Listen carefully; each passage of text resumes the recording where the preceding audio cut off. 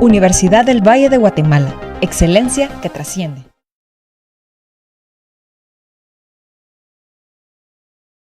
La expresión de arte parte de un sentimiento.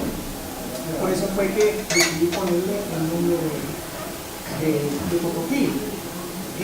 Antes de la expresión, en el caso vinculado totalmente a lo que es la fotografía de la cámara, está el sentimiento.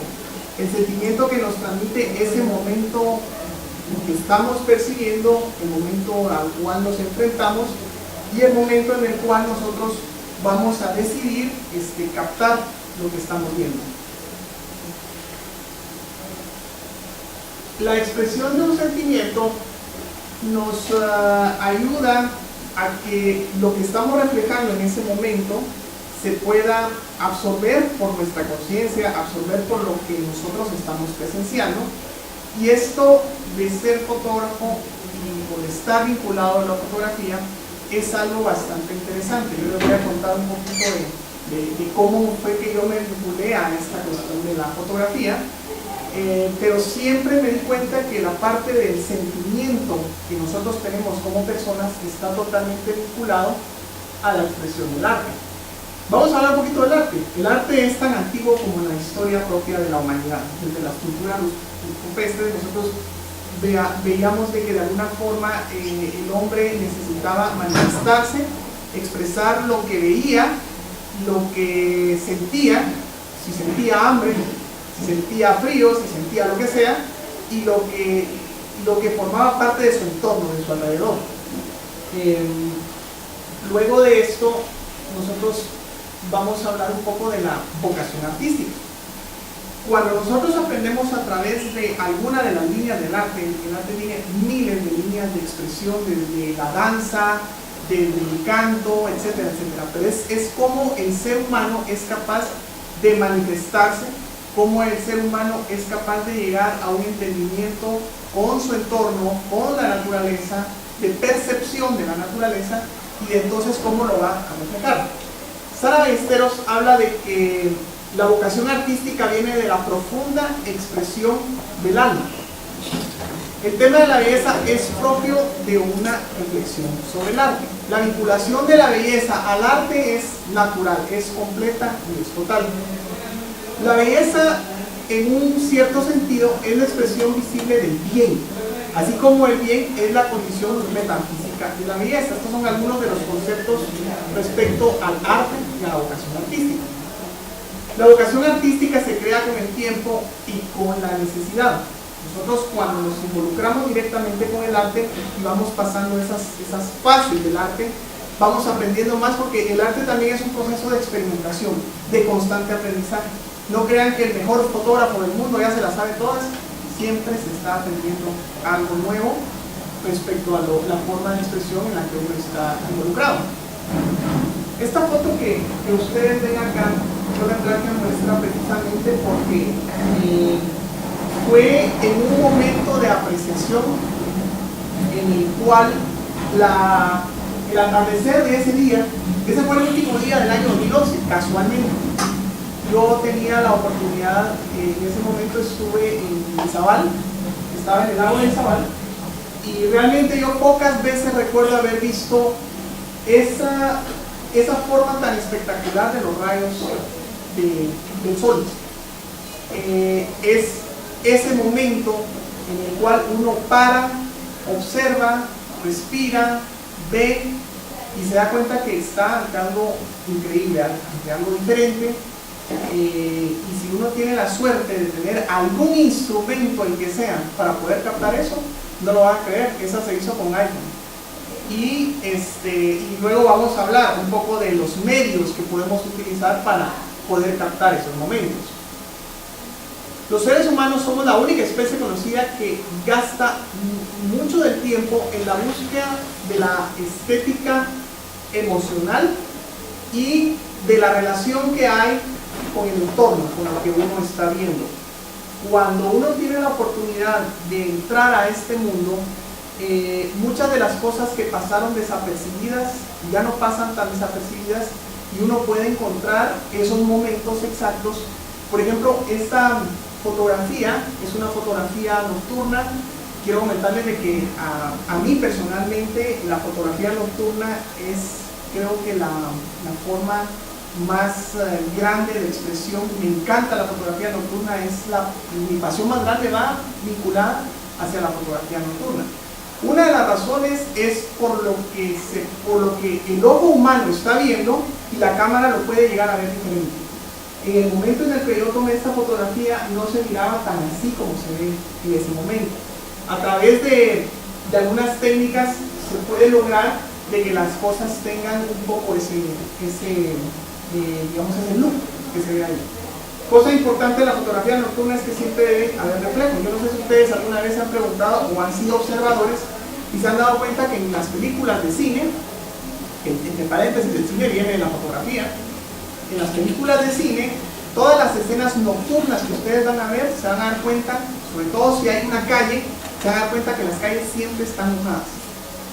Recuerden, se van a dar cuenta que las calles siempre están mojadas o están húmedas.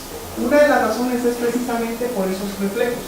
Si esto hubiera sido césped, realmente no hubiera tenido tanta belleza como cuando el agua produce esos reflejos y hacen que de alguna forma esto ya tenga cierto atractivo. Otra vez volvemos a lo mismo que habíamos mencionado al principio. La relación entre el arte y la belleza es un vínculo natural, es un vínculo normal. Eso nos hace verlo a todo lo que observamos y en todo nuestro entorno, de cierta forma verlo bello o verlo de diferente manera. ¿Por qué la fotografía puede ser una expresión de arte interesante? Y esta es la invitación y esta es una de las razones por las cuales están acá. Puede ser interesante porque vamos a atrapar ese instante que estamos nosotros percibiendo, ese instante en el cual nosotros estamos relacionados, y lo vamos a ver de alguna forma único, de alguna forma especial, de alguna forma interesante. Cada instante que pasa es diferente, y en fotografía un instante puede ser desde una milésima de segundo o más, digamos, podríamos llegar a 2 milésimas de segundo, hasta a 1 segundo o hasta 30 segundos. En la fotografía el tiempo se captura, el tiempo se agarra, el tiempo se lleva hacia algún lugar.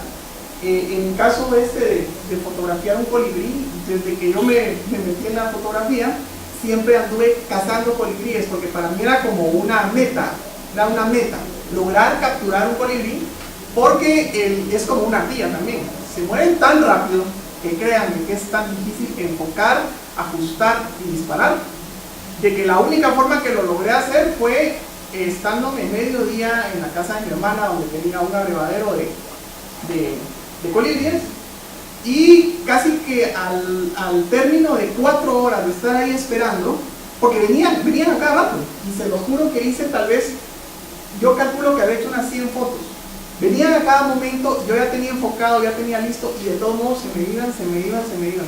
Esta foto fue la que yo creí que no había salido, y fue la que al final quedó bien, porque quedó exactamente con las alas totalmente estáticas. La velocidad a la que se hizo esto fue a 1 milésima de segundo, y tenía que usar, aparte de la luz natural, tuve que poner otra luz enfocada hacia allá, porque es demasiado corto el tiempo de exposición para que quedara muy bien la relación de la luz de este colibrí. Pero es atrapar ese instante. Ya luego cuando uno se mete en esto de la fotografía es como cuando aprendemos a manejar bicicleta, ¿verdad? Lo primero que vamos a aprender es a no caernos, a no rasparnos, a no matarnos. Lo que podamos hacer después con ese instrumento va a ser otra historia, ¿ya? ¿Por qué nos gusta la fotografía? Esa creo que ha sido una inquietud bastante interesante, porque cuando uno llega a estar en diferentes momentos, en diferentes lugares, observando lo que ocurre, generalmente les ha ocurrido a ustedes también, de que están en un atardecer precioso y ¿cómo no traje mi cámara? Aquí me hubiera quedado lindo este atardecer, o esta vaca, o este chucho, o lo que sea, porque siempre estamos observando las cosas que pasan. El problema es cuando uno se mete ya con un instrumento de estos, no lo pueden dejar, simplemente no se puede parar, porque se dan cuenta que una quedó mejor, y la otra quedó mejor, y la otra quedó mejor, y cuando sienten, yo tengo, la última vez que hice cuentas, tenía alrededor de 65 gigabytes solo de fotos, que en algún momento de mi vida tendré que ordenar, clasificar, etcétera, porque esos son los otros momentos de la vida. Es decir, el momento y el instante en el cual uno percibe las cosas no se repite. Entonces, si yo me pongo a pensar, esta foto no la voy a hacer porque se me va a llenar el disco duro, entonces perdieron. Se acabó el momento, se les pasó el momento y no lo van a lograr. Sin embargo, cuando uno está captando, luego llega un momento en el cual uno va a ordenar, va a clasificar y va a determinar para qué cosas pueden servir las fotografías. Esta fotografía que está acá es una fotografía que hice en la cima del volcán de San Pedro. Y fue curioso ver cómo en un instante no se miraba absolutamente nada. Estar en la cumbre o en la cima de un volcán involucra que en algún momento se nubla totalmente y no se mira nada, pero no se mira ni a 1,5 metros o 2 metros. Cuando nosotros llegamos a la cumbre estábamos un poco frustrados porque no se miraba absolutamente nada. Yo me acuerdo que me recosté en una gran roca que había ahí, respirando un poco, descansando un poco, y cuando volteo a ver, en un instante me quitan el telón y aparece eso. Y cuando apareció eso, la fotografié y en otro instante, les hablo de 5 segundos más, se volvió a nublar y ya no volvió a aparecer. ¿Ya? Entonces, hubiera sido interesante tener el video de cómo ocurrió esto. ¿Ya? Yo explico cómo ocurre porque al verla, pues solo se ve un tronco ahí con algunas formaciones de nube, pero ese entorno es la forma de estar allí en ese momento y de poder percibir todo el entorno en el cual uno está involucrado. Vamos a observar y atrapar ese mágico instante. Si esas son las cosas que nos gustan, esto es lo nuestro, a esto es a lo que tenemos que apuntarle, a eso es a lo que tenemos que llegar. Cuando ya en la fotografía uno aprende a dominar algunas técnicas con algún tipo de cámara fotográfica, ya se puede entrar a un nivel en el cual podemos hacer cosas como estas. Casi no se ve, pero algo de lo interesante que pueden observar ahí es que esas rayas que están ahí son las estrellas. Esta técnica es una técnica de larga exposición y lo que se hizo fue dejar la cámara ahí durante 25 minutos. Y en 25 minutos eso fue lo que se movió la Tierra respecto al universo y por eso se ve. Si hubiera dejado más unas 3 o 4 o 5 horas, hubiera sido un arco más largo. Inclusive hay cámaras, las cámaras mecánicas lo pueden hacer, las cámaras fílmicas lo pueden hacer, las digitales no, porque hay que cambiar batería o hay que estar conectado, pero uno puede dejar la cámara con esa técnica desde las 6 de la tarde hasta las 6 de la mañana y lo que va a observar es un arco absolutamente completo. O sea, va a ver todo el universo pintado en esta forma, porque esto es lo mágico de la fotografía. Lo que el ojo humano no percibe. Ustedes se pueden pasar tirados 4 horas viendo a las estrellas en la playa y no se van a dar cuenta de lo que está pasando. Pero la cámara sí lo hace. Entonces, esta se hizo en la playa. De hecho, casi no se ve, pero esta parte de acá son las olas que se estaban moviendo y como obviamente se mueven mucho, el dibujo queda como un poco como borroso o como espumoso. Pero creo que aquí lo más interesante es ver las estrellas. Cuando yo me metí en esto de la fotografía, de las primeras cosas y las primeras ilusiones que yo tenía era de fotografiar estrellas, porque no es fácil. O sea, ustedes tal vez lo han intentado y no es fácil, pero se puede hacer. Cuando ya se conocen las cosas que hay que tener en cuenta, se puede hacer muy bien fotografía de estrellas. ¿Dónde comienza la historia? Bueno, les voy a contar un poco de la historia de por qué es que yo me metí en esto y hasta dónde vamos en este proceso. Cuando yo estaba en básicos, yo recuerdo que tuve la suerte de que mi papá fue mi maestro. Él era maestro de artes plásticas. ¿Se pueden imaginar ustedes que yo tenía la oportunidad de ser un gran pintor o algo por el estilo? Porque él eso era lo que enseñaba.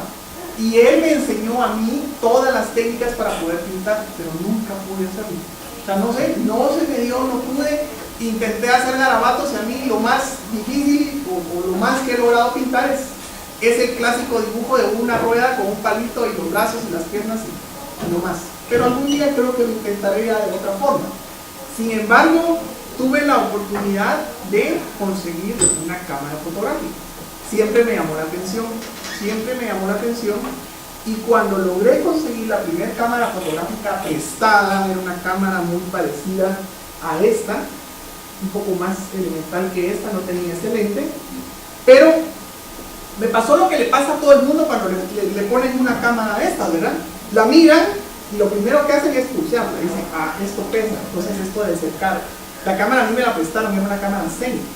Y en ese tiempo esa cámara Zen, que era de rollo, costaba, creo que habrá costado como 1000 quetzales nueva o tal vez 500 quetzales nueva, pero igual era dinero, pero yo recuerdo que no sé qué pulsar y que bueno, esto pesa, y si pesa es caro, entonces hay que cuidarlo. Por eso todas las cámaras tienen esto, ¿ya? Porque un somatón de estos puede ser algo que puede arruinar la cámara. Entonces, yo por cuestiones de, yo estudié comunicación, ciencias de la comunicación, esa es la formación que tengo, y un curso de pensum es fotografía.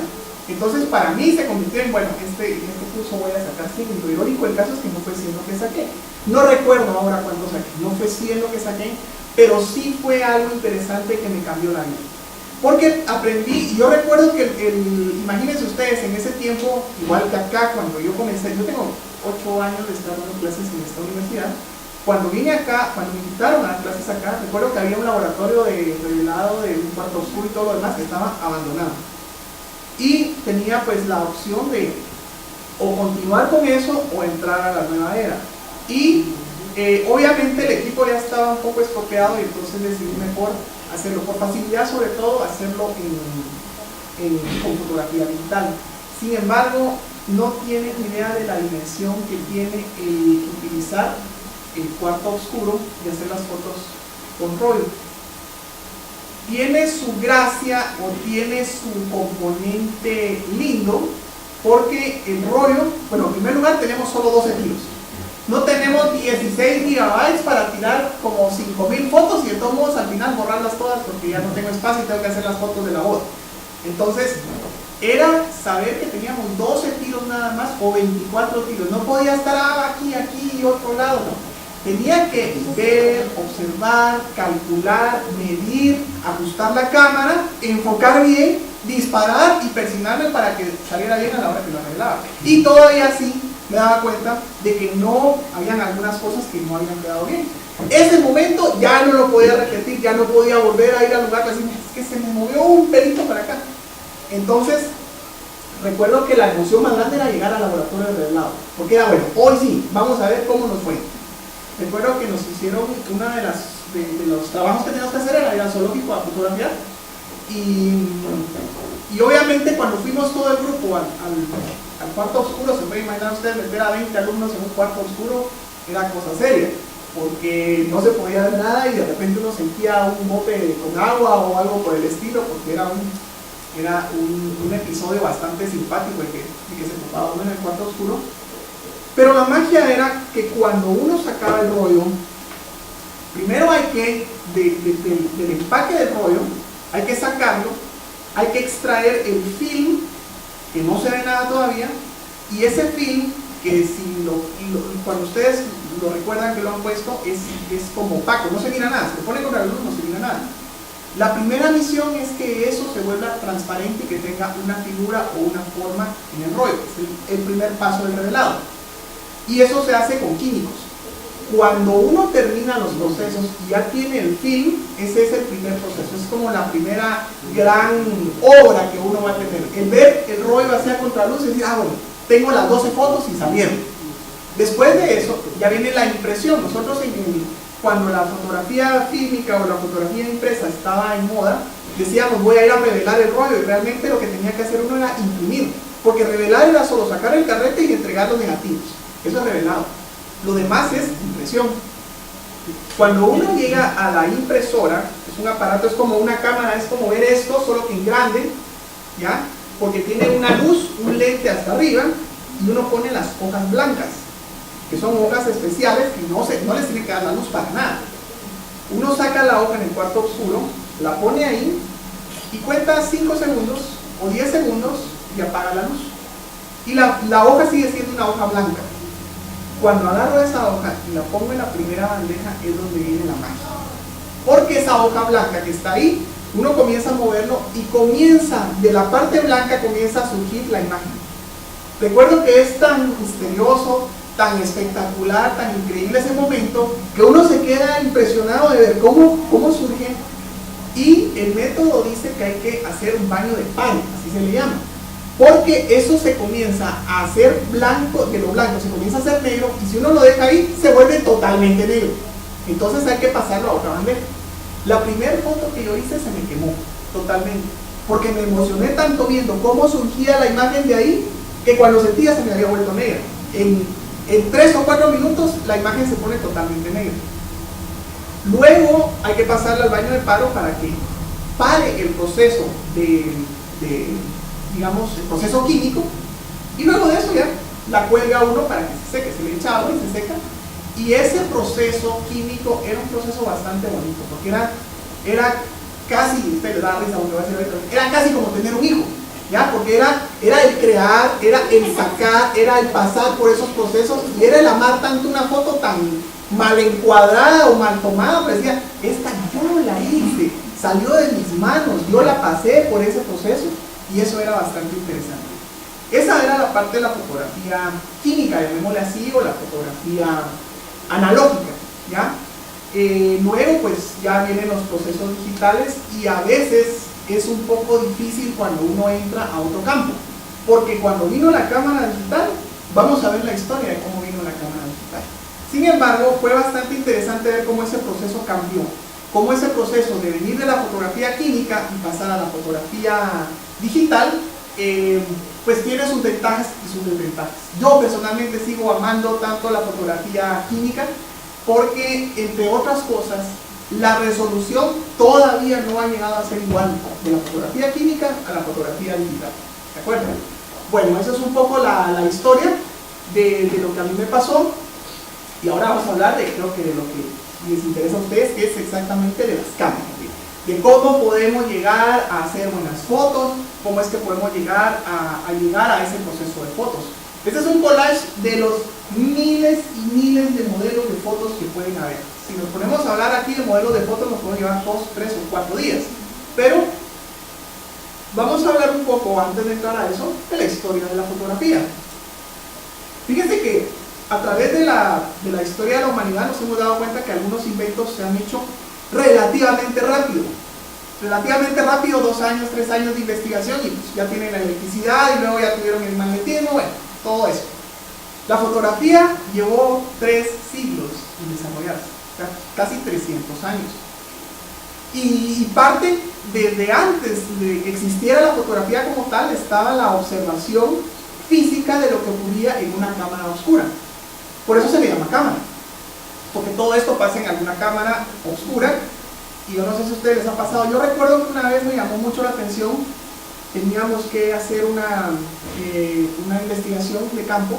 Nos tocó ir a una comunidad lejana, había que llegar desde Cobán hasta el lugar, eran como 5 horas en carro, y luego de ahí eran 2 horas a pie.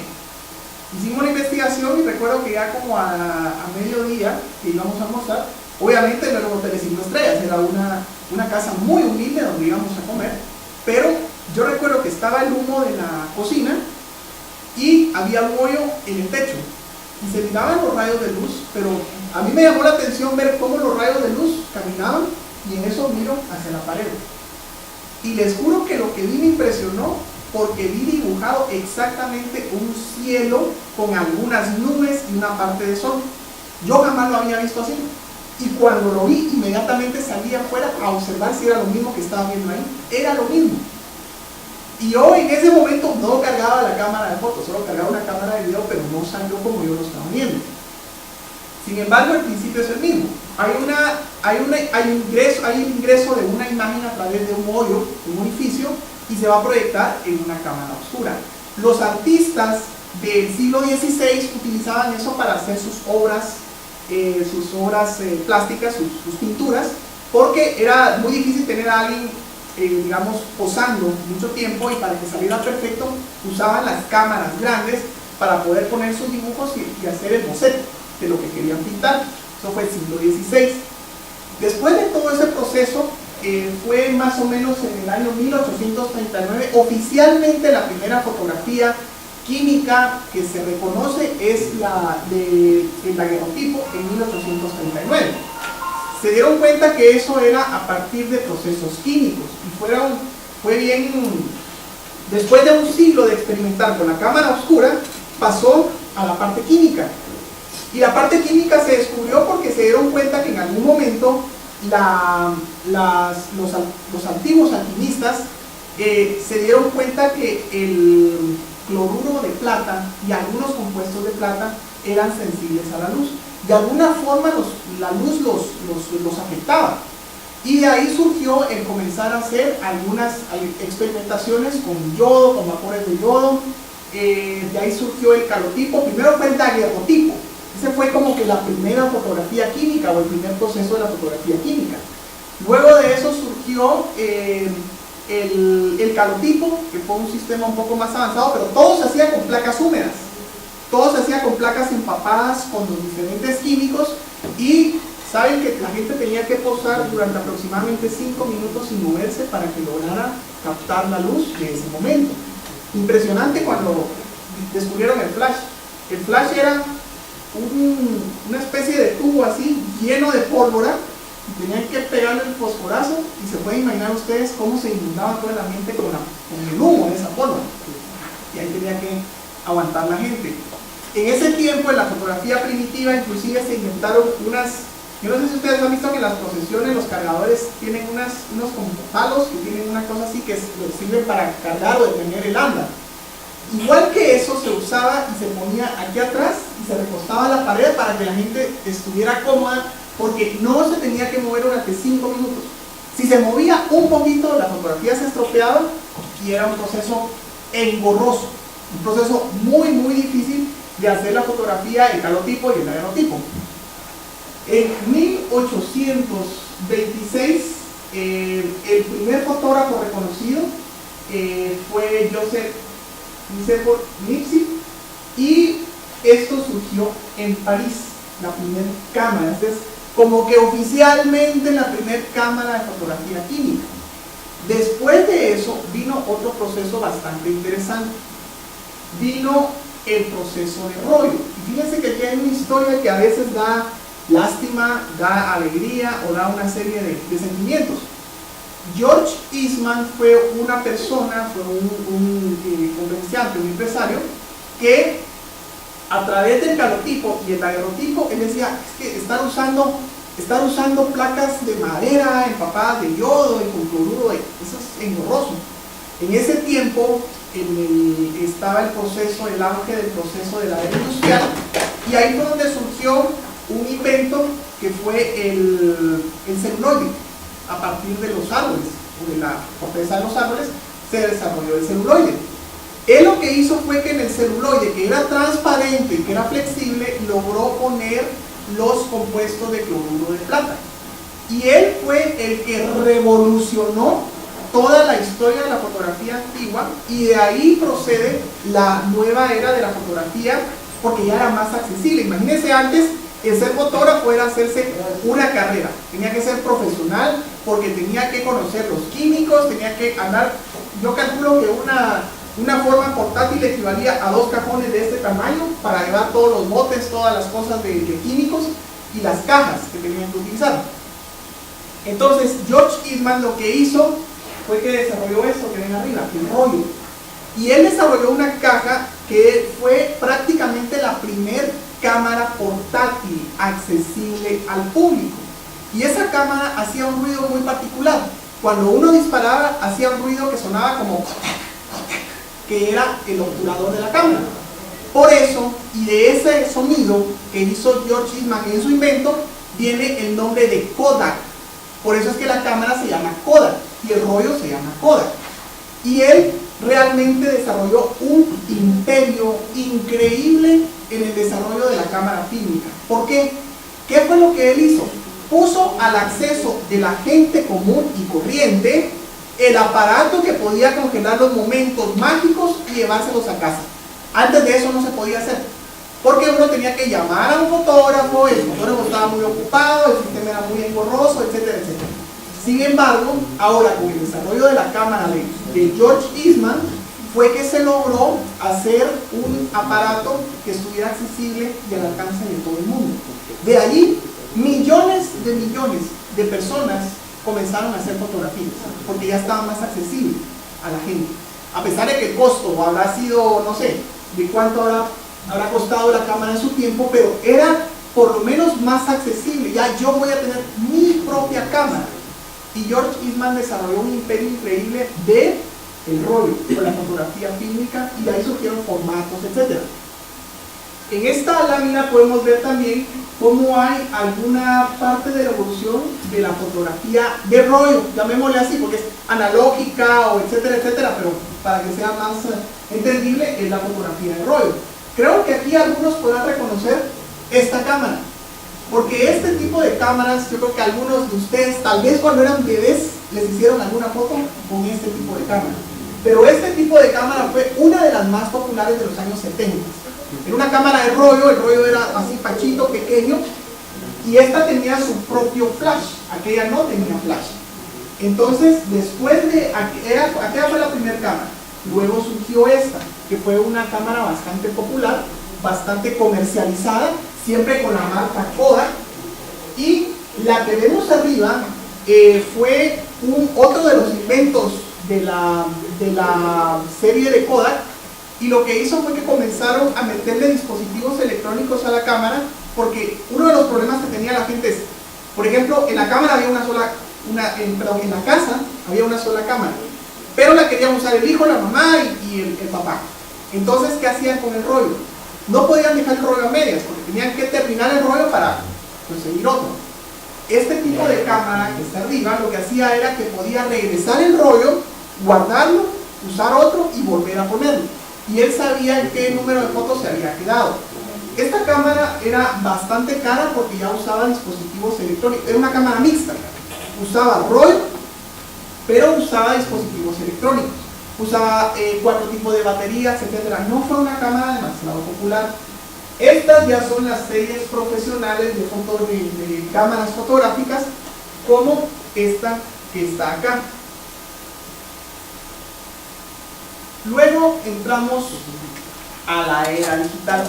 Después de haber tenido un maravilloso episodio de la fotografía química, que a muchos todavía les apasiona mucho la fotografía química o la fotografía analógica, surge la era digital, y esta es parte también, esta es la parte trágica de la historia del imperio Kodak.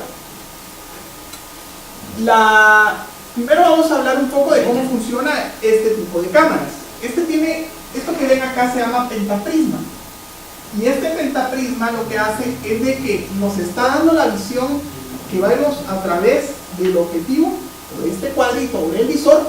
Ahí podemos nosotros ver lo que está frente a nosotros, pero acá adentro está el rollo. En algún momento, cuando nosotros disparamos o presionamos el obturador, eso tiene un espejo, y lo que está ocurriendo es que el espejo la parte de arriba nos está dando como, desde el lente hasta nuestro ojo hay una distancia, porque atrás en la parte morada es donde está el rollo, y el rollo no tiene que tener luz para nada, tiene que estar en total oscuridad. Cuando uno presiona el botón, este espejo se levanta y entonces entra la luz directamente al rollo. Y yo no sé, pero ustedes lo han visto, cuando disparan en una cámara de estas, no se mira nada mientras estoy disparando, hasta que suelto se vuelve a ver, porque el espejo baja. ¿De acuerdo? A este tipo de cámaras se le llama cámaras SLR. Ese es el nombre que ha tenido este tipo de cámaras, porque precisamente lo que hace es que refleja a través de un espejo la proyección de la imagen que va a captar. Es a lo que le llamamos normalmente cámara de rollo. Ahora viene la parte interesante de cómo evolucionó la cámara de rollo, porque el imperio de Kodak siguió investigando e investigando, y ¿saben qué? En su proceso constante de investigación llegaron a descubrir algo que era increíble. Lograron la primera cámara digital. Se le encargó a este científico, Steve Sisson, la construcción, y en 1975 fue cuando oficialmente desarrollaron esta cámara. Y fíjense que parece curioso. Lo que ven aquí es todo el sistema digital de la cámara. Ahí a la par, ustedes ven que hay una cinta magnetofónica, un cassette, porque lo que hacía esto es que toda la información la digitalizaba y la convertía en información magnética y la grababa en una cinta de cassette. Se tardaba aproximadamente 20 segundos en transformar desde que uno apachaba la imagen hasta que quedaba totalmente grabada en la cinta. ¿Cuál era el proceso mágico de esto? Si yo quería recuperar la cinta, le ponía play al cassette, hacía el proceso inverso y entonces ya me daba la imagen en otra plataforma. Entonces, por favor. Muchas gracias. Usar un puntero aquí porque quedó un poquito alto. Muchísimas gracias. Perfecto, gracias. Entonces, acá miren, ahí es donde está la cinta de cassette, aquí está la cámara y aquí están todas las placas digitales. Miren las características que tenía esta primera cámara digital en 1975. Tenía el tamaño de una tostadora, o sea, no era tan portátil, había que conectarla a la corriente eléctrica. Tenía una calidad equivalente a 0.01 megapíxeles y era lo máximo que había en ese momento.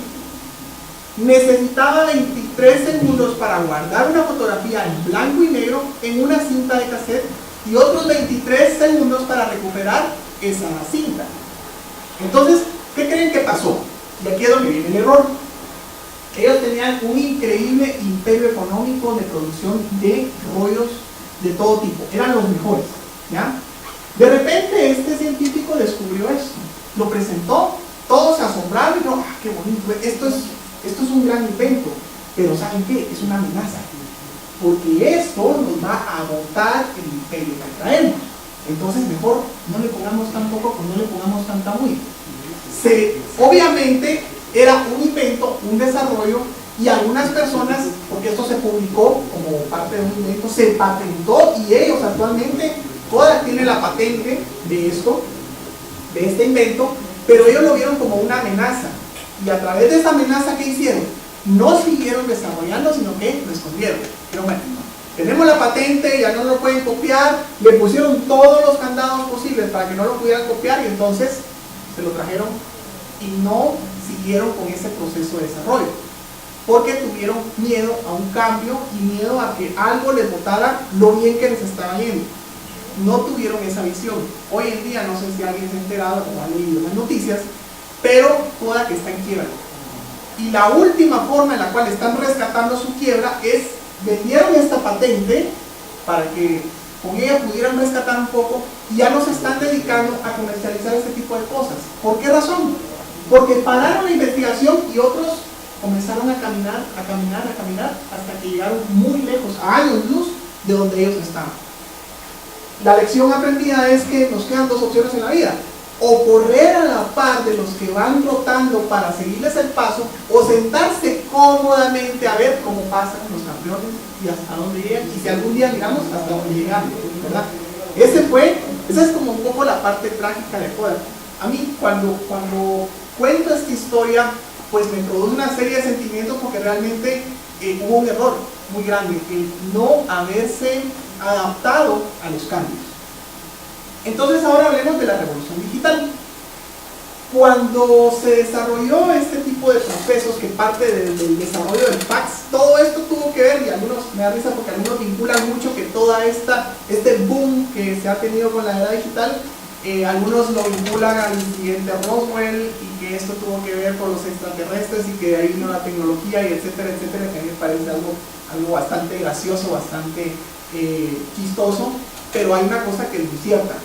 Todo este proceso a través del cual tenemos un mundo más cómodo, más comunicado, más extraordinario, viene precisamente de los desarrollos científicos y las aplicaciones científicas que se han tenido con esto. Lo que vemos acá es el dispositivo de carga acoplada, ¿ya? Todos los megapíxeles que le podemos encontrar a la cámara están ahí metidos, ¿de acuerdo? Esto es el cerebro, es el transductor o es el aparato que convierte la imagen que tenemos en unos y ceros. Esa es su función.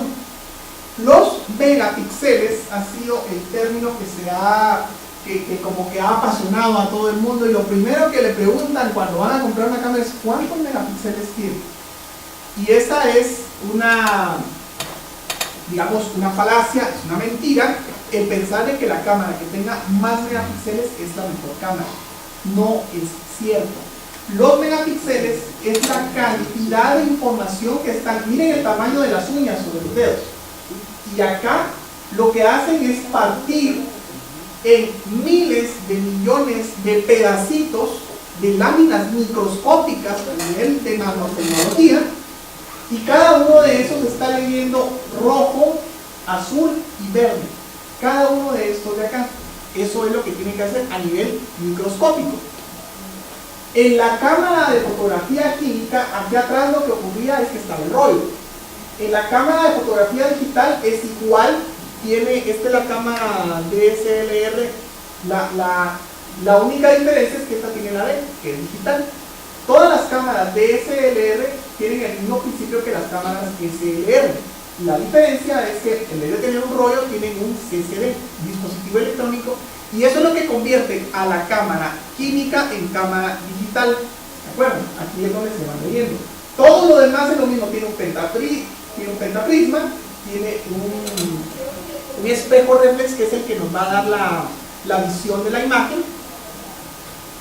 Y aquí es donde podemos ver y conocer al señor píxel. ¿De acuerdo? Los píxeles se traducen, fíjense que si se pudieran acercar, un día tienen curiosidad, agarren una lupa o una proyección como esta y pónganla acá. Y es el mismo principio. Lo que van a ver son 3 cuadritos, uno rojo, uno verde y uno azul, que dependiendo de lo que les están mandando se está relacionando con esto. Va a ser o más azul o menos azul, o más rojo o menos rojo, pero son miles de millones de cuadritos. La misma resolución que tiene un proyector y tiene una cámara están relacionados, porque de ese tamaño va a ser lo que van a captar. Por eso es que las cámaras que tienen más megapíxeles, lo único que en teoría nos están dando es mejor resolución, es decir, más cuadritos por centímetro cuadrado, ¿ya? Pero yo les pongo una foto de 5 megapíxeles y una foto de 25 megapíxeles en una lámina así, y no lo van a percibir, no se van a dar cuenta de cuál es la que tiene mejor resolución. Se van a ver solo si nosotros vamos a utilizar esa fotografía para ampliar. Entonces, ¿qué pasa cuando nos venden algo? Mire, compre esta porque esta tiene 18 megapíxeles. Claro, es la más cara, porque tienen que dividir en 18 millones de pedacitos esto de acá. ¿Y saben qué es lo más irónico? Que esos 18 megapíxeles los tienen que dividir dentro de 3, porque son 1 millón azules, 1 millón verdes y 1 millón rojos. O sea que no son 18 reales. Eso lo dividen dentro de 3, y entonces son 9 megapíxeles reales, lo que tiene de profundidad o de resolución la cámara. Entonces, acá es como vemos cómo funcionan los píxeles relacionados en la pantalla y la proyección que tenemos. Pero hay que verlo casi con un microscopio. Algunos lo pueden ver cuando les ponen una tarea de investigación y les tienen que poner una foto, entonces se meten a San Google, encuentran la foto ahí que querían, y cuando la pegan, se dan cuenta que era una fotilla así chiquita. ¿Qué hacen? La estiran, y ahí es donde se dan cuenta que los megapíxeles no les alcanzaron, porque la foto se revienta, o en términos chapines muy especiales, se pixela o se pixelea. Y eso es lo que ocurre, por eso se ve la foto toda horrible, y lo que hacen es mejor la quitan, y entonces otra vez en San Google le ponen de que lo pongan con foto de tamaño grande. Así a la hora de ponerlo grande, entonces no pasa nada, lo pueden apreciar mejor ahí. ¿Cómo funciona esto de los megapíxeles? Esto que están viendo acá es algo que han visto típicamente en algunos partidos de fútbol y en algunos estadios. Se puso muy de moda desde los años 70. Y lo que hacían era que a cada una de las personas que entraban le daban un subcuadro o un subpapel de un color. Algunos lo tenían iguales y otros lo tenían diferentes. Lo que hacían era que las sillas estaban numeradas y sabían qué color y qué número iban a tener cada uno. Cuando daban la señal, cada uno subía su papelito. Y aquí pueden ver ustedes cómo están los pies de la niña con un papel o con un cuadro de cualquier color, Y aquí era donde se comenzaban a ver las líneas, las diferencias entre uno y otro. De cerca no se mira, no se mira bien, no se mira nada. De lejos sí se mira, y se mira bien, y se mira perfecto, porque entonces ya se forman letras, números, colores, formas, etc. Y mientras más grande y más pegada era la cantidad de gente, mejor resolución tenían lo que estaban viendo. No sé si alguno de ustedes ha visto las pantallas esas móviles que se ponen a la orilla de la carretera, que es una tele que como de 6 metros por 6 metros, etc. Pero si alguien la ha visto cuando está abajo y la mira de cerca, lo que se mira son un montón de poquitos de colores que se están encendiendo y apagando. Es exactamente lo mismo que pasa con los megapíxeles, con la relación de la fotografía digital y de la imagen digital en este tipo de procesos. Eso es para que miren un poquito la relación que hay entre los megapíxeles y la resolución. La resolución de una película de 35 milímetros, que es la de un rollo normal, es de alrededor de 320 píxeles por milímetro. Lo que pasa es que eso está relacionado a cantidad de píxeles en una superficie física. Entonces, un rollo de película de 35 milímetros tiene 320 megapíxeles por milímetro. Esto nos da, si multiplicamos 320 por 35, nos da 87 millones de píxeles en una foto. ¿Alguien ha escuchado cuál es el máximo tamaño de resolución de una cámara digital comercial? 32. A 32 ha llegado. Entre 32 y 87, ¿cuál es la relación? Sigue siendo alta resolución la de la fotografía química o la fotografía de rollo. ¿Y cómo lo pueden comprobar? Vamos al cine. Si alguien ha tenido curiosidad de irse a la sala de proyección, ¿de qué tamaño es el fotograma que se proyecta? Es de 35 milímetros. O sea, es un pedacito de 35 milímetros. ¿Y de qué tamaño se proyecta en la pantalla? No sé si alguien ha medido cuánto miden las pantallas, pero yo calculo que miden como 15 metros por 12 metros o algo por el estilo. Y le ven hasta los poros a la chava que está puesta en la pantalla. Total y absoluta resolución. ¿De acuerdo? Entonces, la única pequeña y gran diferencia que hay entre la fotografía digital y la fotografía analógica sigue siendo la resolución. Todavía no han logrado, yo recuerdo que hace como 6 meses salió en la prensa la cámara de 150 megapíxeles, pero era un armario como de casi que del poste para acá, etc. Es una cámara imposible de poderla llevar. Algún día tal vez se va a poder mejorar, pero el problema es la construcción, porque sigue siendo lo mismo, dividir un montón de cuadritos a nivel de nanotecnología. Y por eso es que las cámaras, mientras más megapíxeles tienen, son más caras. Se pueden imaginar ustedes al enanito que está cortando los cuadritos y poniéndolos ahí a un nivel de nanotecnología, a un nivel de milésimas de milímetros. Tiene que ser cada uno de esos cuadritos. Por eso es de que la fotografía digital tiene todavía esa limitante. Algunas cámaras digitales han alcanzado los 45 megapíxeles en formato de 35 milímetros. La cámara Sigma SD1 es una de las que lo ha desarrollado, pero bueno, ponemos una cámara con una foto de estas que nos puede costar $6,000, $7,000, $8,000 y la comparamos con la de tal vez un iPhone. ¿Y saben qué es lo más chistoso? Que una foto hecha con esta cámara va a tener su tamaño, porque definitivamente le están metiendo 87 megapíxeles, no, aquí tiene ¿cuánto? 45 megapíxeles de información. Quiere decir que una foto que haga con esta cámara va a tener un tamaño. Y yo me atrevería a pensar que el tamaño de esa foto va a llegar como a unos 70 megabytes o algo por el estilo. O tal vez 100 megabytes. Ese es el tamaño, porque toda la información la tiene que meter en algún lado. Y van a comprarse una cámara de estas o una resolución de estas, ¿para qué? Para hacer una foto y ponerla en Facebook. Y van a ver si la van a poder poner o mandarla por correo. No les va a pasar. Simplemente es demasiado grande para que pase por un servidor. Entonces, con esas limitantes, la resolución viene a ser no lo mejor, sino que va a depender de para qué la usamos. Si yo soy un fotógrafo en Nat-Geo y mis fotos las van a publicar en una valla, en lo que sea, ok, entonces sí tengo que comprar eso. Porque entonces si me están exigiendo alta resolución para impresión. Pero si lo que voy a hacer es otra cosa, yo no me complico la vida. Realmente tendría que usar otro tipo de instrumentos. Eso que vimos anterior tiene que ver un poco con la fotografía profesional. ¿Ya? Vamos ahora a caminar un poco por lo que se le llama la cámara convencional, la cámara consumidor, y yo le llamo la cámara de Doña Huichita. ¿Y saben por qué es la cámara de Doña Huichita? Porque Doña Huichita es la señora que cuando supo que habían unos aparatos tan preciosos como estos y que podían hacer unas fotos fabulosas, compró una. Y cuando le dieron la cámara, dijo, bueno, ¿cómo le hago la foto a mi nieto?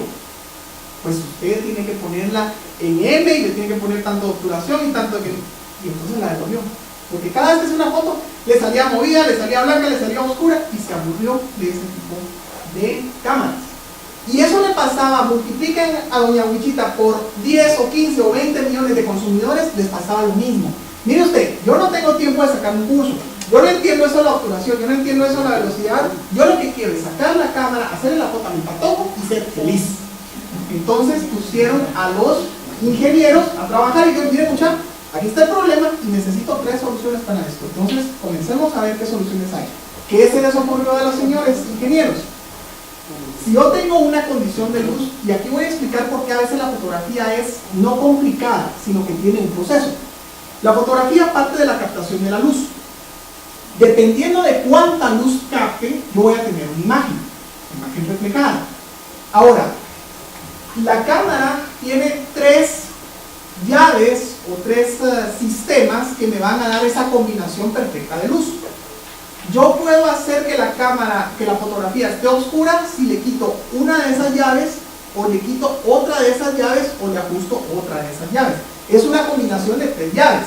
Una se llama exposición, es el iris de la cámara, o los f-stops de la cámara.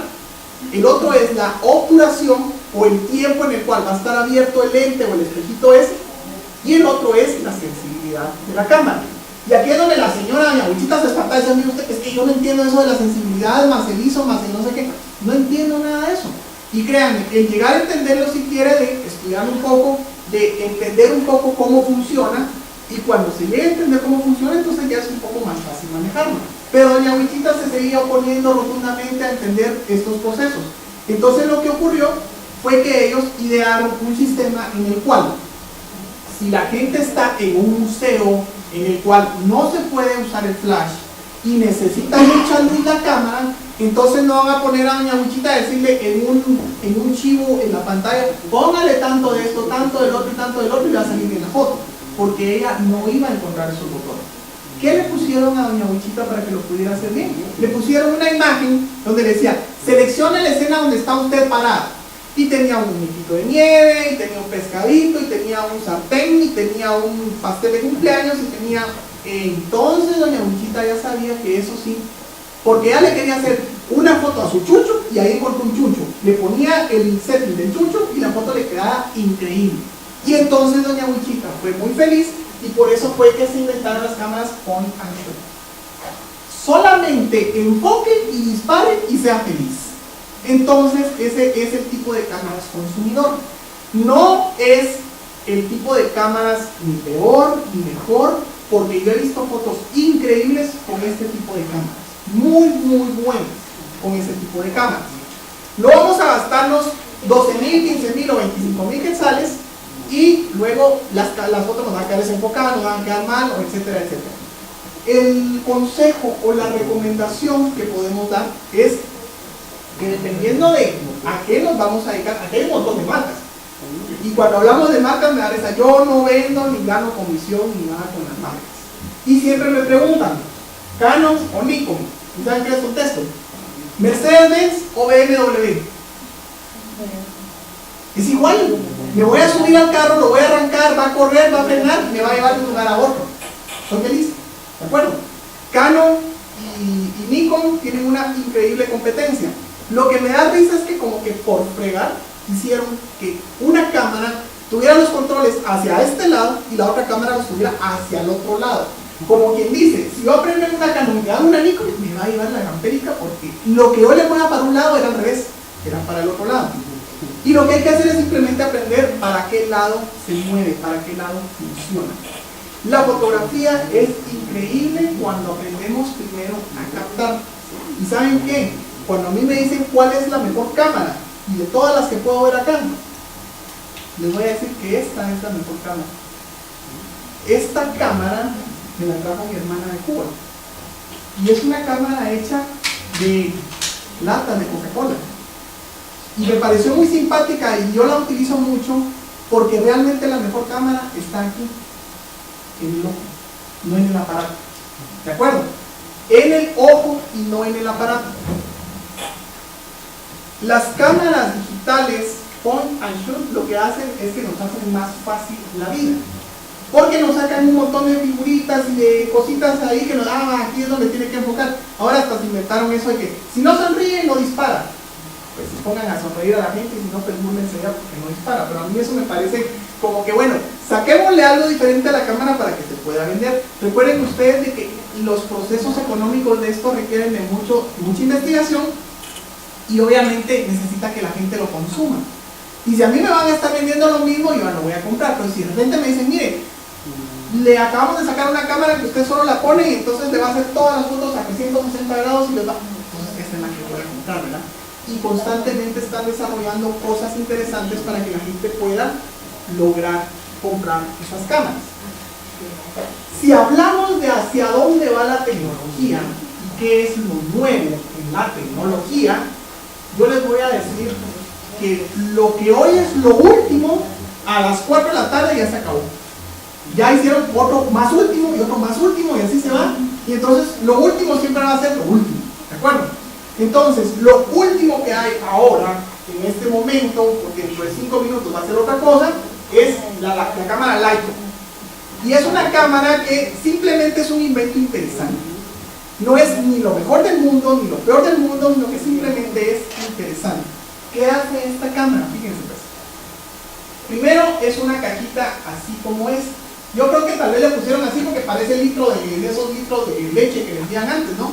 Tienen esa forma, porque es casi rectangular y tiene un solo lente.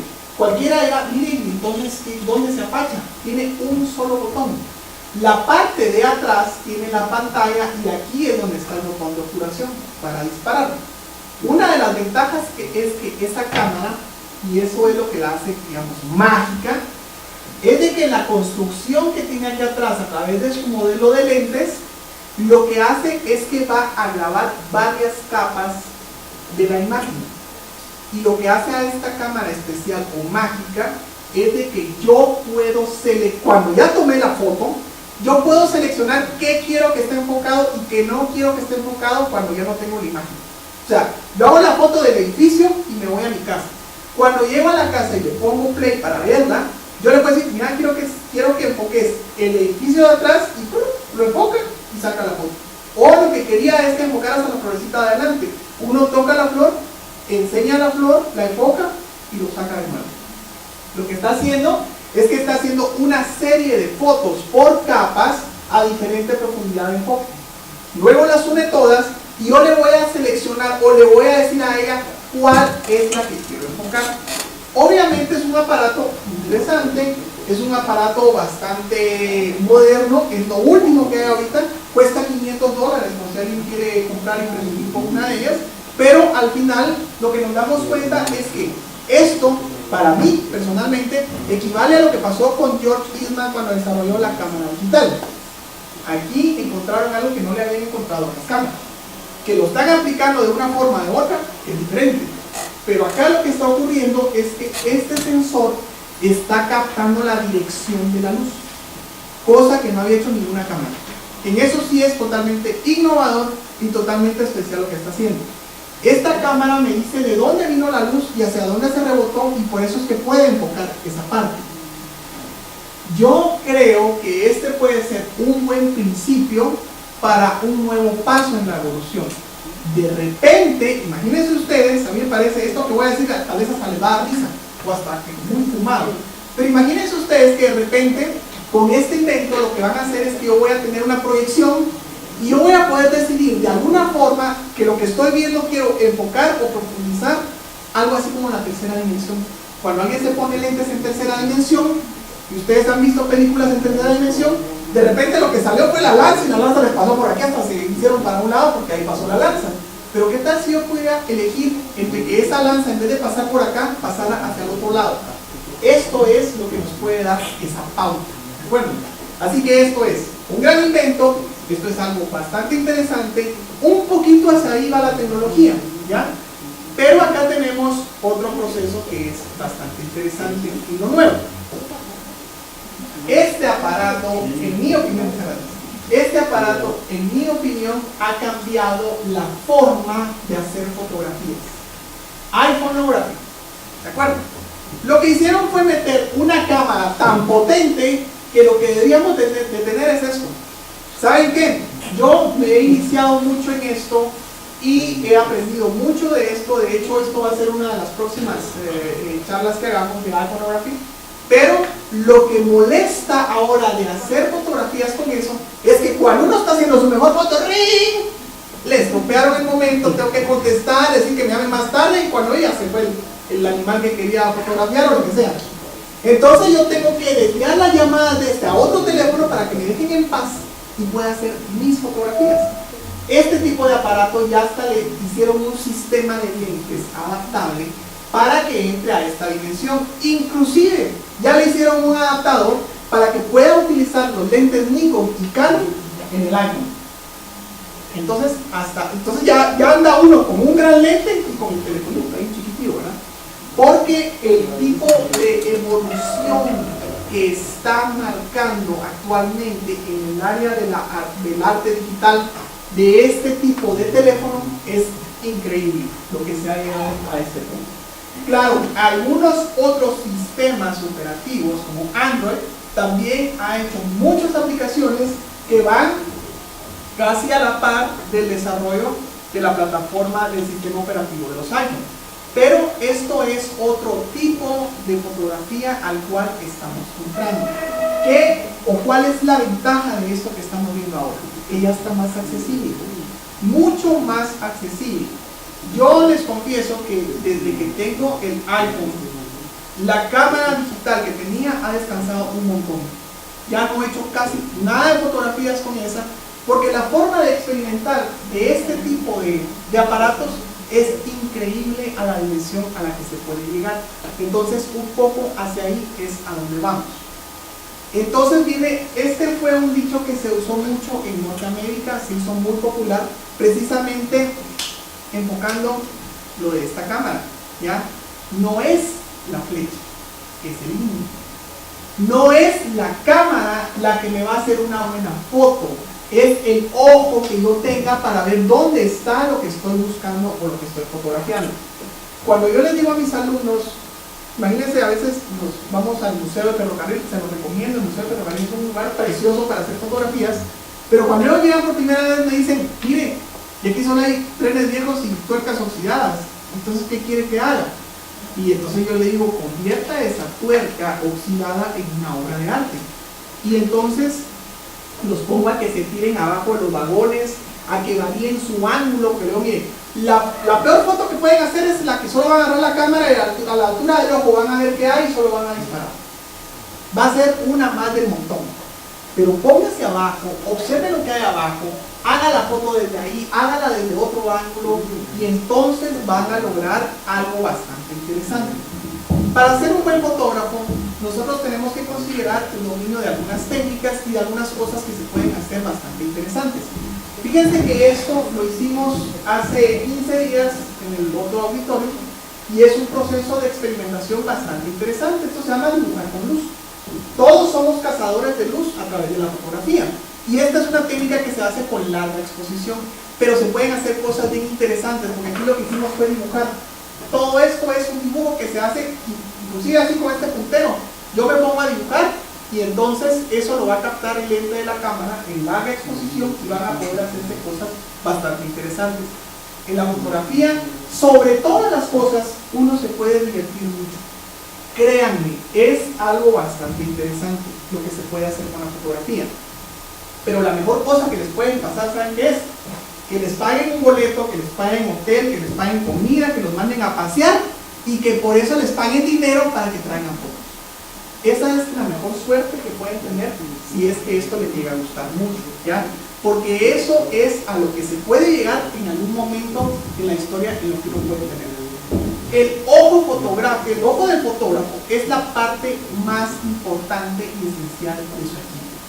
Si el fotógrafo está distraído, si el fotógrafo no está concentrado, si el fotógrafo no observa lo que está viendo a su alrededor, puede tener el mejor espectáculo que no lo va a captar. O puede tener la mejor cámara que tomó, lo que va a traer de regreso es las mismas fotos que hubiera hecho cualquier persona con cualquier aparato.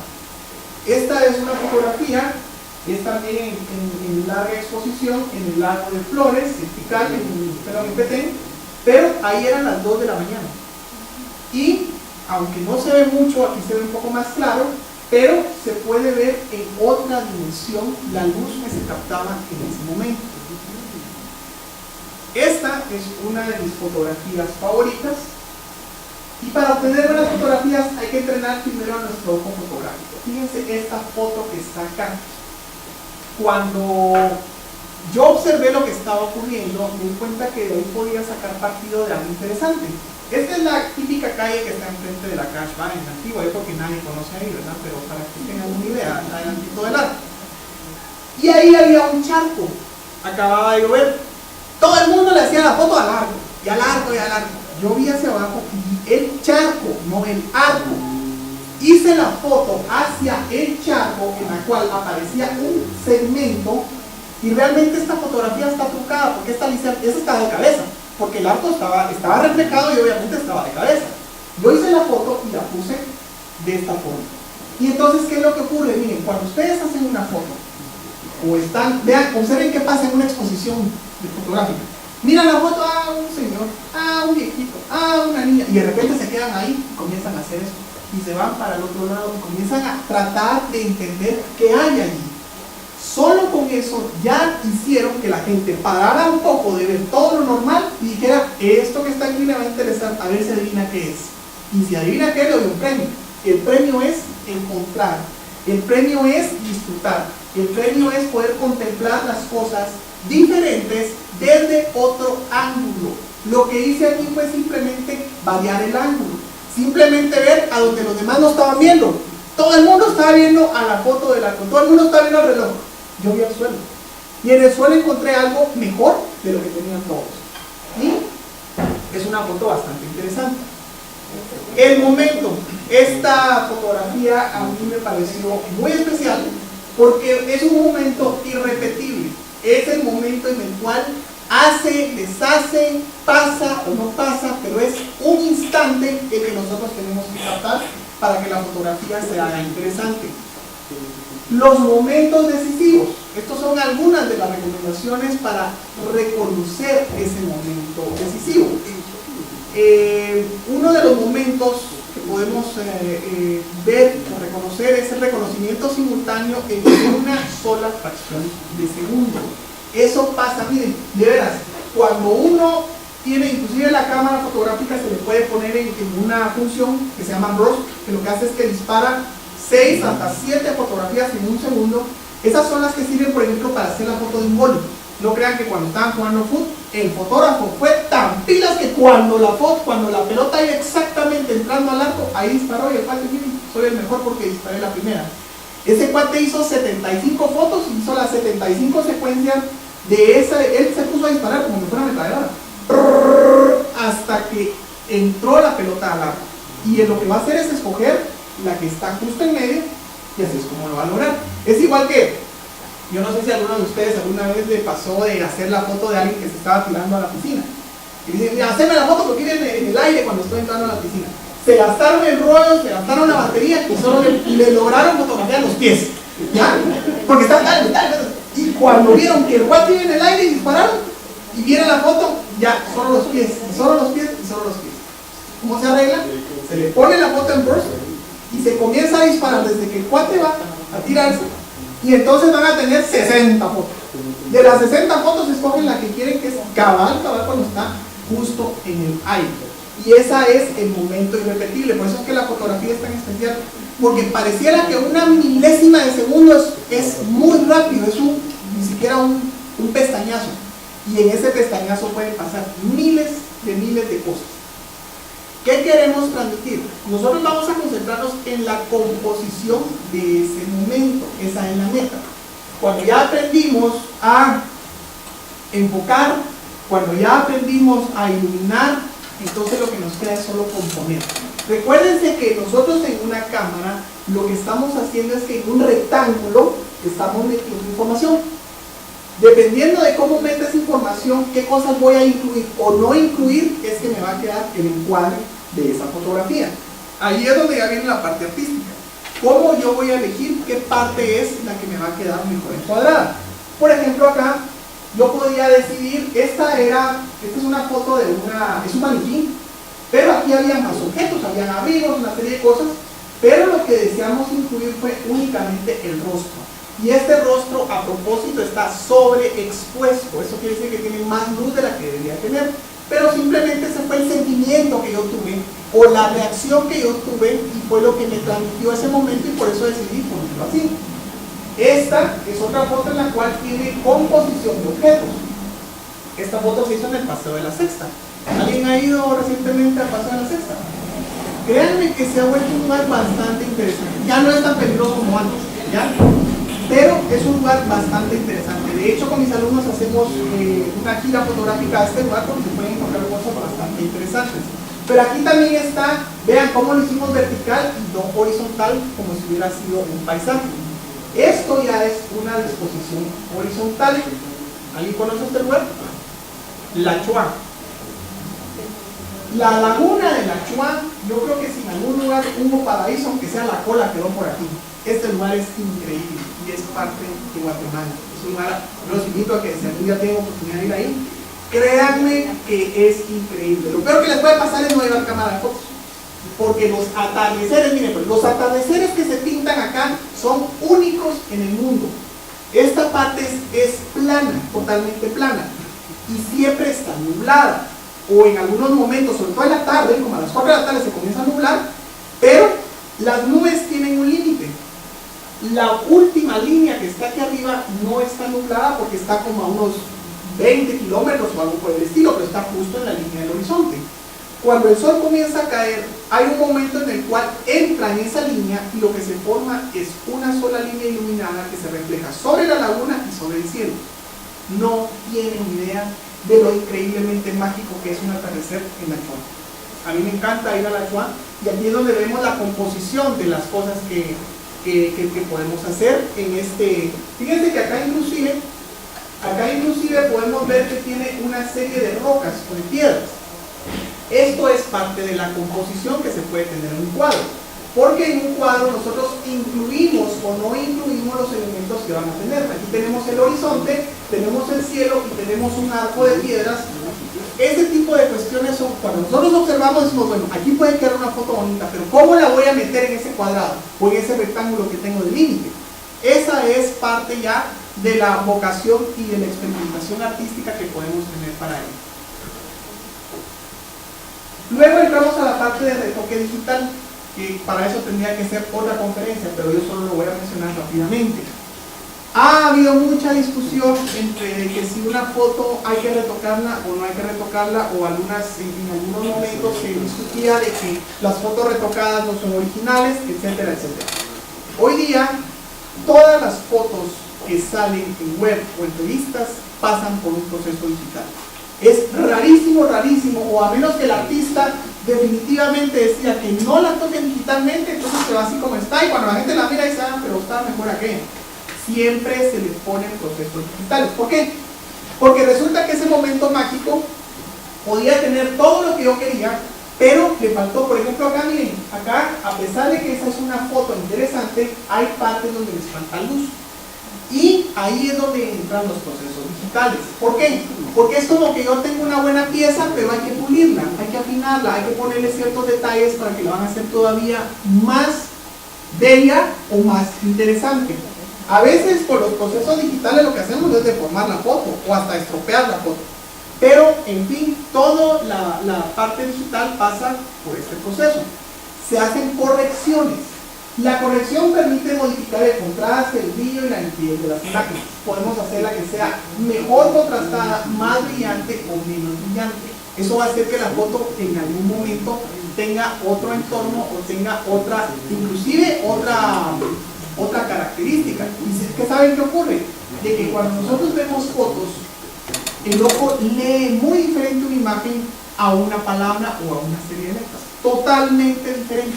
Eso no lo percibimos, pero las imágenes el ojo siempre las lee.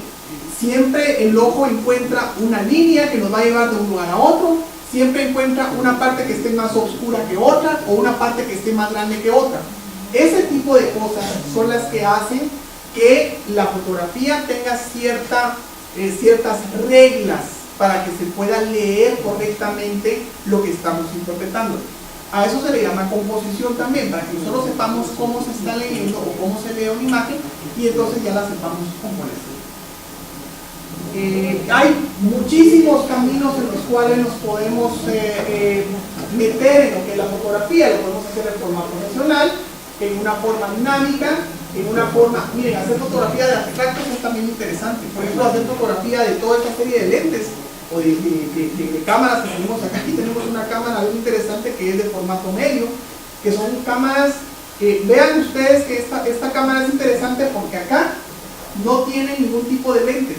Lo que tiene acá son simplemente dos, aquí vamos a ver, tiene simplemente dos cuadraditos, uno dentro del otro, y ahí es donde nosotros vamos a encuadrar y a observar acá. Ni siquiera tiene el lente, esta no era una cámara reflex porque esta iba directo al rollo. Todo lo que captaba a través del obturador iba directo al rollo. Entonces, han habido muchísimas formas de desarrollar las cámaras fotográficas. Esta de gran formato, la característica que tenía es que era más estirada, ¿ya? Por el tipo de formato que utilizaba, hacía que tuviera otro tipo de dimensión. Así que la mejor suerte que podemos tener es hacer lo que más nos gusta y por eso nos paguen dinero. Yo quiero invitarlos ahora a que a través de la fotografía ustedes experimenten, se acerquen. No importa qué cámara utilicen, porque no va a ser la cámara lo que les va a hacer una buena foto. Lo que les va a hacer una buena foto va a ser su apreciación, su ojo. Pueden escoger desde una point and shoot, pueden escoger hasta una cámara de rollo, que lo único que tienen que hacer es solo ver algunos procesos, porque ahí sí hay que conocer un poquito cómo funciona la cámara, pero de cualquier manera, la iniciación en la fotografía es bastante interesante. Pueden encontrar miles de caminos en la fotografía. Desde hacer la buena, desde que ustedes tengan el premio de decir, no, dejen que la foto la haga aquel porque aquel hace buenas fotos, ustedes no hacen buenas fotos. Desde ese proceso hasta poder convertirse en profesionales que les puedan inclusive pagar por hacer lo que más les gusta.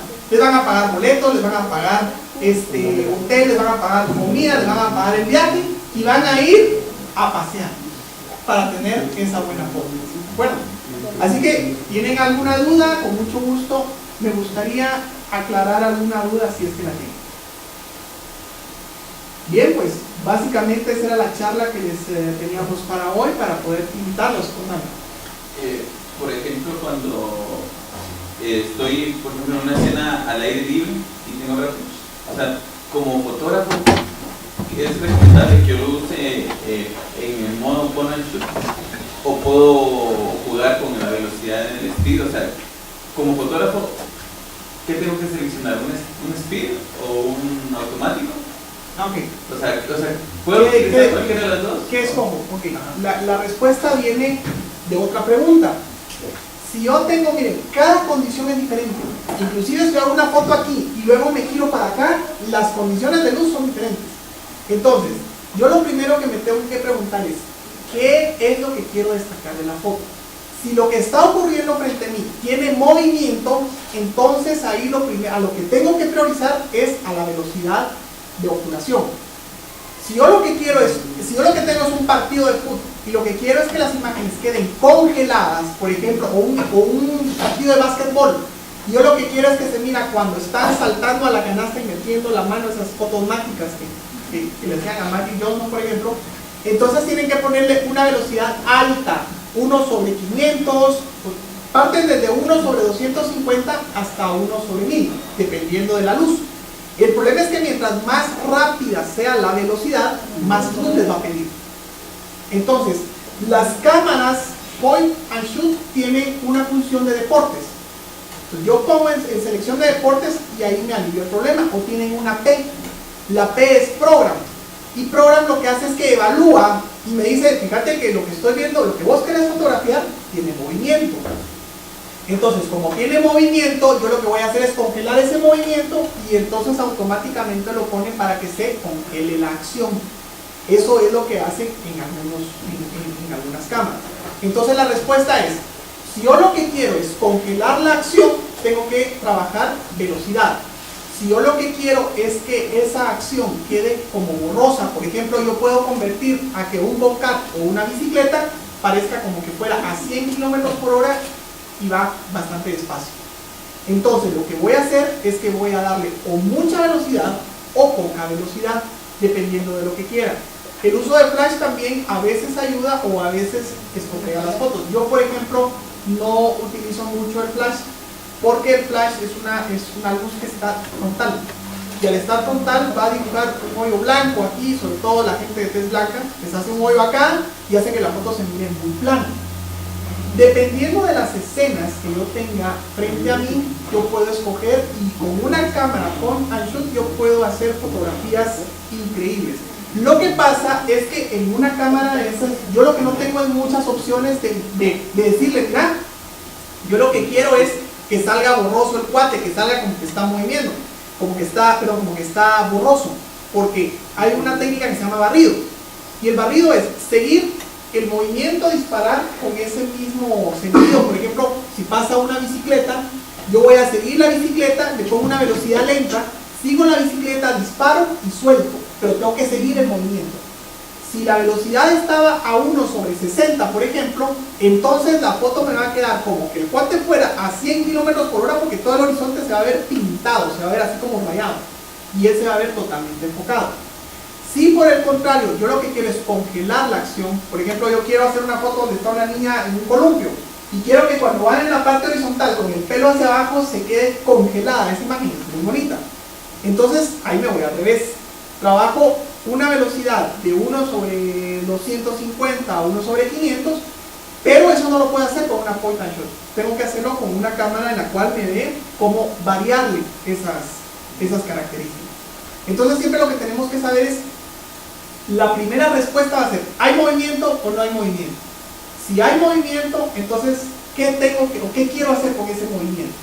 A veces yo puedo hacer que una vela se mire congelada, o se mire como que está, inclusive como que se está moviendo, y eso depende de, fíjense que por ejemplo fotografiar iglesias, adentro de las iglesias generalmente es oscuro, o no está claro como un fotógrafo desea. Entonces ahí hay que usar trípode, y ese es otro elemento importante también, el uso del trípode. En algunos momentos la foto que hice del cielo tenía trípode, si no hubiera tenido trípode me hubiera quedado muy mal la foto, ¿verdad? Entonces siempre una cámara point and shoot lo que nos puede hacer es captar ese momento, pero no darle la intención que yo quisiera. Entonces, con solo captar el momento ya ganamos.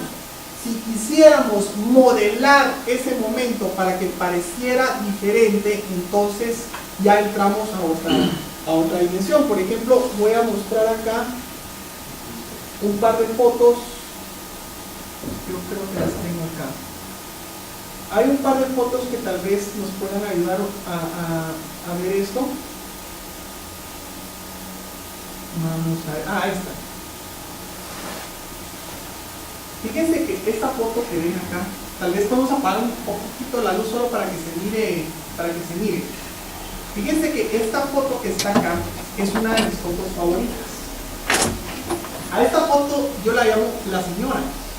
Fue una serie de fotos que hice, tuve la oportunidad de estar en Milán, hicimos un trabajo allá en Milán y yo hice fotografía nocturna en las calles de Milán, pero esta señora venía pasando en los tranvías que vienen ahí. Cuando yo la vi, me pareció que era una fotografía increíble, el color y todo se miraba espectacular, así lo vio mi ojo, pero fue tan rápido, el momento fue tan rápido que yo solo agarré la cámara, disparé y se me fue. Ya no la podía regresar y después, mire, puede pasar otra vez por acá. Cuando yo vi la foto dije, la planché. La planché porque no tenía ajustada la cámara para ello. Sin embargo, después de ver que había cometido un error y que la foto técnicamente me había quedado como un error, comencé a observar sus características y me di cuenta que esta, en vez de ser foto, parecía una pintura surrealista. Y en ese momento fue cuando se convirtió en una de mis fotografías favoritas. Esta foto se hizo con muy baja velocidad y por eso fue que quedó así de mal. Técnicamente es una foto mal tomada, pero artísticamente es una foto que tiene cierto nivel y cierta representación, porque entonces ya se entra a otro concepto. Hay otra de estas, pero esto es para que vean que no siempre salen las cosas como uno quisiera. Esto era lo que les mencionaba del barrido. Esta señora está, bueno, es una policía. Ellos estaban marchando, pero allí esta foto tiene movimiento. A pesar de que al marchar uno no va ni corriendo ni nada, es un movimiento muy simple, pero a mí me pareció que era una foto bastante artística. Esto de acá es lo que les digo que se llama pintado. Esta foto se hizo a una velocidad como de 1/30, a 1/15, más o menos, una velocidad muy lenta, ¿ya? Y por eso fue que quedó así. Y esta es una de las fotos que me encanta también utilizar como una demostración. Por ejemplo, esta. En esta foto se congelaron las gotas de agua. Y lo interesante acá es que logré captar un microarcoíris que estaba saliendo de esa cascada. Lo único que no pude hacer yo, porque no podía invadir el espacio físico, era quitar esta hoja, porque esta hoja no se ve bonita, pero esta es la otra, el otro extremo. Este es un extremo de alta velocidad, por eso es que están las hojas o las gotas están casi congeladas y casi se pueden ver. Entonces esta es otra de las técnicas que se puede utilizar manejando la velocidad. Ahora esto, miren, esto a mí me pareció muy folclórico y muy interesante y por eso lo fotografié. Porque este era un grupo de músicos y puso su rótulo, el rótulo estaba así pegado en una tienda. Decía, amenizamos velorios, entierros, cabo de año, fiestas de cofradía y ceremonias mayas. Pero me pareció tan especial la forma en la que estaban transmitiendo el mensaje. Muchas fotografías están vinculadas a lo que uno siente en ese momento. Miren esta. Esta fue otra foto de una niña maya que a mí me pareció increíblemente artística. Y es bien difícil fotografiar niñas mayas, te los aseguro, porque por cultura ellas esconden su rostro. Entonces, no sé si les ha pasado, pero créanme, cuando quieren hacer una foto a una, sobre todo si es niña maya, lo primero que hace es taparse la cara, ¿verdad? Pero a esta me la logré convencer porque platicamos antes de eso y ella misma me dijo que tenía curiosidad de nunca se había visto en una foto. Eso fue lo que me pareció muy simpático, muy especial también, porque ella vio que andaba con la cámara y ella me dijo, ¿me hace una foto? Y a mí me pareció rarísimo que una niña maya que siempre se esconde me diga que le hiciera una foto. Yo dije, sí te la hago, pero ¿por qué? O sea, me pareció muy extraño. Y ella me dijo, es que yo nunca me he visto en una foto. Y créanme que ahí me robó el corazón, porque de veras era muy especial, ¿verdad? Obviamente le dije, bueno, ponete en la ventana y te va a hacer la foto. Le pedí permiso a la mamá y al papá, ¿verdad? Porque también podía tener consecuencias. Pero fue una foto bastante interesante. Esta es otra de la serie de fotografías nocturnas que me encanta, es cómo se ve el color en la noche. Esta se hizo en el palacio, en el Parque Central. Inclusive aquí las nubes apenas se pueden apreciar, pero el tipo de color inclusive es diferente, el color de la noche respecto al color del día que podemos encontrar. Vamos a ver, esta también es también que les quería mostrar. Esta es una foto de la fuente de Carlos V que está en la Plaza España, solo que está hecha a través del reflejo del agua, y eso es lo que lo hace a veces interesante. Usar reflejos es como decirles, mira, aquí hay algo, pero aquí no adivinas qué es lo que hay aquí o cómo se hizo, ¿ya? Eso es parte de hacerlo diferente. Esta fue otra foto en la cual tuvimos una ocasión bastante interesante. Todo el mundo cuando va a picar la bebida. Yo tuve la oportunidad de lograr estar de noche y no tienen ni idea de lo increíblemente mágico que es estar en la noche. Inclusive aquí logramos captar la salida de la luna en el templo de Nancúa. O sea, fue como a las 10 de la noche aproximadamente. Estas luces que ven aquí eran las luces del carro. porque nos dijeron, bueno, se quedan bajo su propia cuenta y riesgo. Lo que sí les digo es que aquí hay bastantes serpientes, lo que hay que ver mucho es el camino, porque si la chocan una de estas, entonces puede que no la cuenten. Entonces por eso fue que usamos ahí la luz. Vamos a ver si encuentro aquí alguna otra. Por ejemplo, esta foto la hice con el iPhone. Y me encantó ver cómo los pájaros dibujaron prácticamente otro pájaro sobre el cielo. Y eso es parte de lo mágico de tener, no un aparato, sino el ojo para poder observar qué es lo que está pasando, porque las cosas pasan tan absolutamente rápido que cuando uno siente ya se le fue. Pero esta es otra de las fotos que a mí me gustan mucho. Vamos a ver si encontramos otra. Esta. Universidad del Valle de Guatemala. Visita nuestra página web www.uvg.edu.gt.